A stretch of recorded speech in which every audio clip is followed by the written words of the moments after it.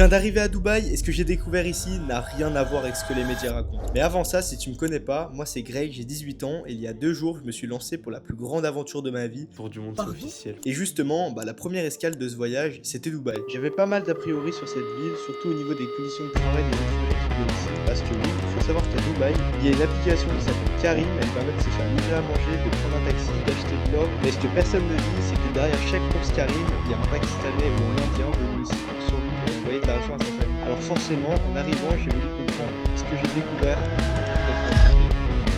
Premier matin à Dubaï, je retrouve mes potes, on commande un Carim direction Burj Khalifa et dès que le chauffeur arrive, j'en profite pour lui poser plein de questions. Le chauffeur s'appelle Ousmane, il vient du Pakistan et ça fait 20 ans qu'il est à Dubaï. Au début, je pensais qu'il était exploité, qu'il vivait une vie difficile dans le chez lui et ce qu'il m'a expliqué m'a complètement choqué. Ousmane gagne ici presque 10 fois plus que ce qu'il gagnait dans son pays. Grâce à ça, il a pu payer les études de ses enfants et envoyer de l'argent à ses parents chaque mois. Alors oui, il travaille dur, il fait parfois 12 heures par jour, 6 jours sur 7, mais quand je lui ai demandé s'il regrettait, il m'a répondu que ça m'a marqué. Je suis venu ici pour leur offrir ce que moi je n'ai jamais eu. Et là j'ai compris. Ces hommes qu'on croit piégés, certains le sont vraiment.